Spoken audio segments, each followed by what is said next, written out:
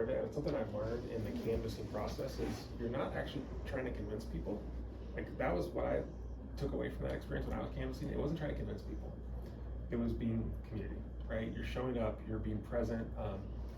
And I did a lot of community engagement and some of the research on like what actually works to build trust, which is what campaigns need to get you to vote for them, is are you present, do you share resources, and do you do what you say you're gonna do?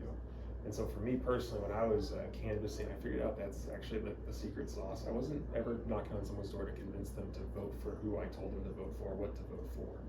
What I figured out was that people are sort of like, oh yeah, come talk. I'd love to talk. They'd come outside. They'd want to like engage. No one's talking to them in politics in a way that's like authentic and real.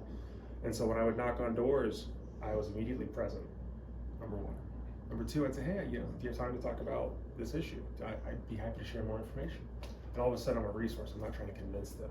And then it was, well, here's what I'm going to do. I'm going to go knock a couple more doors. We're going to get more people to vote. We're going to win this election. We're going to fight for this issue. We're going to vote no on the constitutional amendment. We're going to get this candidate elected.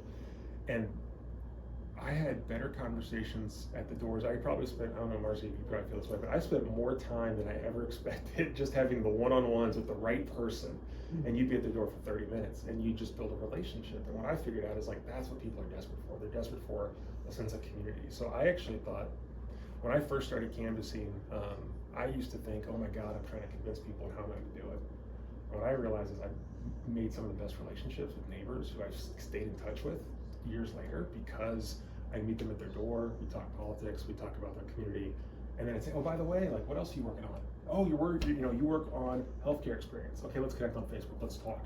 And we're still talking. And so like, this is what I enjoyed the most about canvassing is that it's the best way to build relationships in our community. So it's been one of those elections where there's been a lot of people who are passionate about our state, and I can tell you from having heard every single one of them talk, with maybe one or two exceptions, they're all really, really good people that I really, really want to see engaged in Kansas politics going forward. So I appreciate y'all being here to show up for not just candidates, but also the issue. And voting no on a constitutional amendment is probably the biggest issue. I can't imagine a bigger issue because every issue we care about ultimately goes before our judges. The way I've heard it described, somebody said, imagine you're going before a judge and the defense gave them $1 million in their campaign. Is that fair? No, this is not fair. So I think the work y'all are doing on canvassing is good. I don't know if you've seen the polls, state or U.S. Senate and governor, about 50% of people are undecided in both races. 50% is a really high number. And so this weekend, canvassing might make the difference in those elections, because how do you reach that? How do you get a trusted relationship unless somebody comes to you and shares information? So I would just encourage you to like go and meet your neighbors and build community, because that's really what this is about. And my experience has been, don't stop with canvassing. Get to know them as an individual, and if they feel like the right kind of person to bring in, have them come in the next week. Come back for the November election. So there was a study done on what changes people's opinions on what to vote for. Text messages, television ads, personal friendship relationships, canvassing.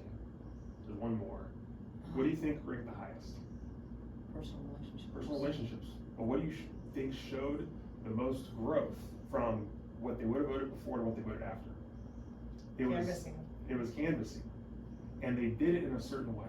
And it was on the abortion issue in a different state, not Kansas, so take it with a grain of salt. But what they did is they created permission structure. They had people knock on the door and canvass and say, vote on this issue on abortion. And people reported in the study, what did change their opinion, that wasn't enough. What they actually did to show the biggest success in change was with canvassers, they said, can I ask how you vote on this thing? The person would say, I'm gonna vote this way. And they'd say, oh, okay, can I tell you my story? And that individual who was canvassing hadn't had an abortion, or a family member had, somebody close to them. And they talked about what it meant to them to have access to that right. And that change was permission, because the person who was at the door, they started to talk, and then they started getting to know them, there was a relationship, but then it was like, oh, but this affects me. And then they walked through that process. That showed that there's like a 20% change of I wouldn't have voted for it, but then I met somebody who I know and it affects them, that gives me permission to understand my neighbor's concerns in a way that I would not have understood on my own.